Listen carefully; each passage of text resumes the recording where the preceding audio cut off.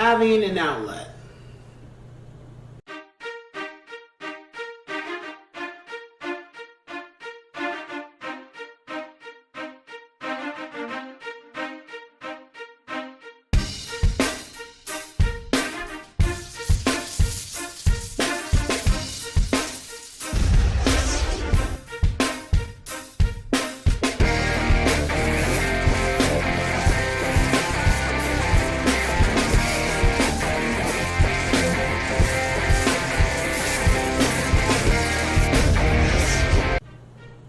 What's going on, ladies and gents at Cyberland? Coming back to you with another educational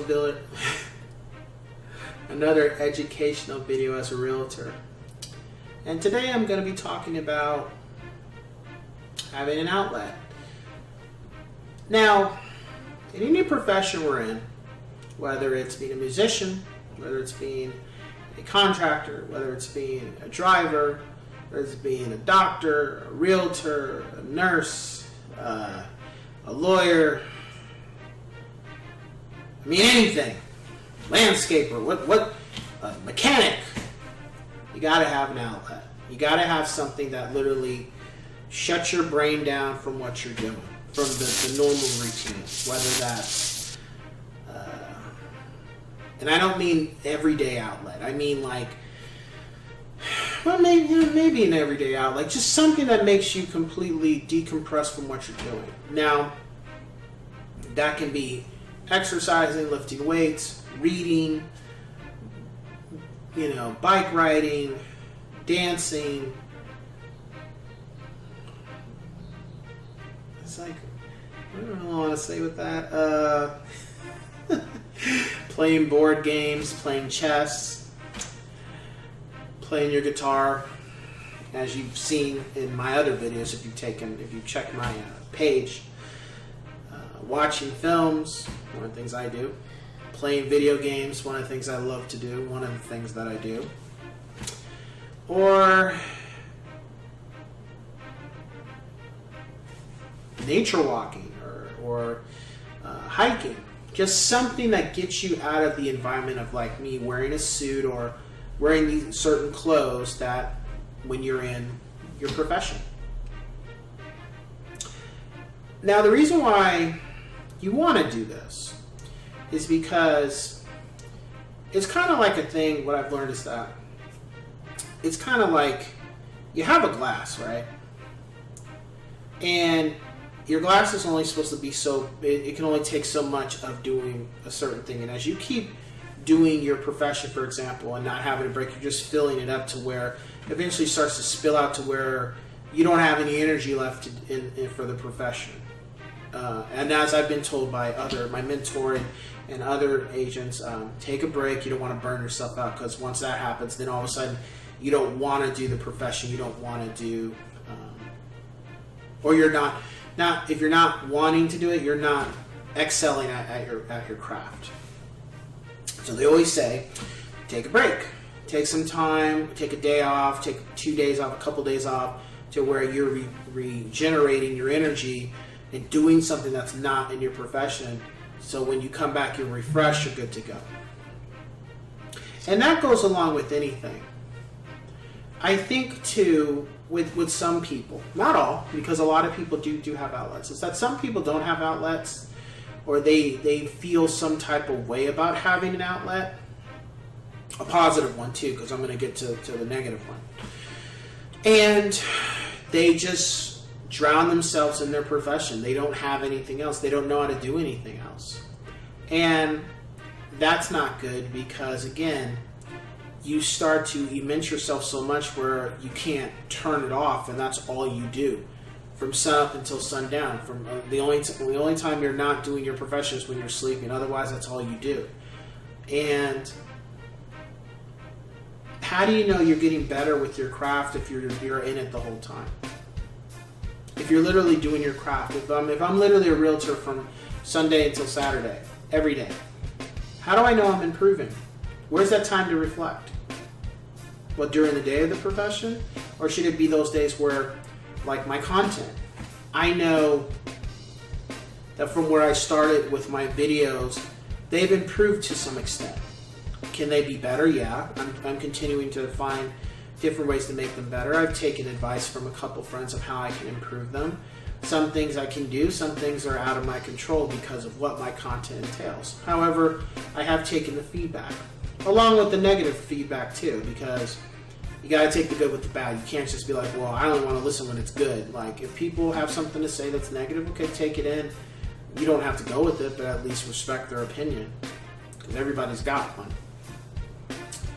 But if I was just making these content videos every single day, which I'm not, then how do I know when I'm improving if I don't have time, if I'm not able to take time and look at what I've already created? Watch the videos, watch my mannerisms, and again, I can continue to improve. Watch my editing, watch how my lighting is. How do I know unless I take that time to look at what I'm doing? Same thing would be as, I'm out talking to clients. How am I improving my dialogue? Am I looking over any scripts? Am I talking with my mentor and discussing things? Those are all things to consider. One thing, because people can say video games, like, well, how do you know if you have a hobby, video games, how do you know if anything you go into when you improve? Well, I would say fighting games is one thing. But the one hobby that I've been able to see myself improve from when I started to where I am now, especially in the last couple of years, is my guitar playing. Those videos that I put out of me playing guitar, some people will be like, oh, that's easy. It's like, no, some of those songs might take me a long time, but as I continue to make content videos of me playing guitar, I'm noticing and I'm feeling it too, that my playing is continuing to improve, just slightly. Not necessarily because of the song, it's more so how I'm playing the song, how I'm playing the notes, how I'm able to get through the songs with little to no error. Because there have been some videos where I have had to record that guitar playing probably like 30 times, because in my mind I felt something was wrong, but in actuality, nothing was once I saw the actual content. But how would I know that unless I've taken a break? Even when I practice, taking a break and looking at my stuff. It's the same thing. And that also would be for when you're lifting weights, when you're exercising. How do you know you're improving unless you take those breaks, and when you come back to it, you start to see how your body's reacting. And I mean the point is, you gotta have those type of things that can get your mind off of your work. Whether it's, playing with your kids or doing something with your wife. But it has to be something that's completely not related to your job, your profession. The place where you go for you do about 5 to 6 times a week, depending on what your profession is.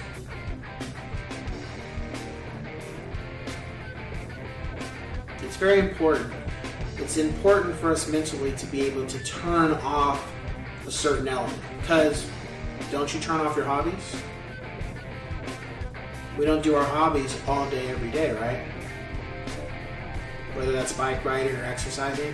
There is that one day where you say, I'm not reading today. Or I'm not hiking today. Or I'm not playing the guitar today.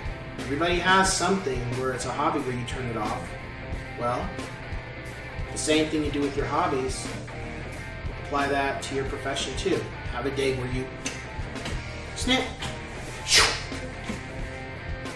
turn it off. Take some time to recharge. Get your house in order, your mental house in order for coming back to the profession. Take some time to reflect on what you did for the week. Take some time to look at, could you have improved? How can you improve? Because the people that really are the greatest in their profession, whether it's a sport or music or being an actor, I guarantee you, the great ones, they take time off to reflect on what they're doing. Now, what I was going to mention is the negative outlets. Now, what you don't want your negative outlets to be is eating, drinking, drugs,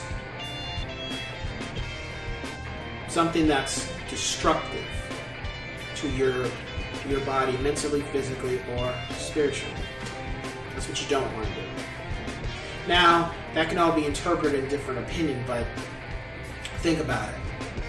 Too much of anything can be a bad thing, and anything you're doing too much of, when you gotta look at it, is it affecting those three avenues? Is it affecting those three avenues in a positive way or a negative way? You gotta keep mind of that too. Because if you think reading every day is great, but what's the content you're reading? Be like, oh, I got my hobby playing video games. Well, okay, that's great, but are you playing the video game and enjoying it, or are you playing the video game and getting into it, arguing with people online because they feel some type of way about you and your gameplay, or vice versa? Is that a good outlet? Or your guitar? Me. Playing songs, but can't play them. Why? Because I'm not taking the time to reflect on how I'm playing. Maybe I need to slow down because I'm not getting the lick. Instead, I keep trying to play the lick, and then I get frustrated, and I'm cussing, and I'm just upset because I'm not taking the time to reflect on what I'm doing.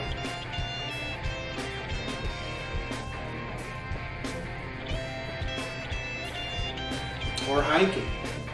Anything where you're just doing too much of it, but you're not getting some type of, you're doing that. And people say, well, how can hiking be a bad thing? Well, why are you going out to hike on this one thing? Is it to get exercise, get outlet, or is it because you're trying to talk to that lady over there, that guy over there, and you happen to be married, or you happen to be in a relationship? See, there's ways you can like go and go about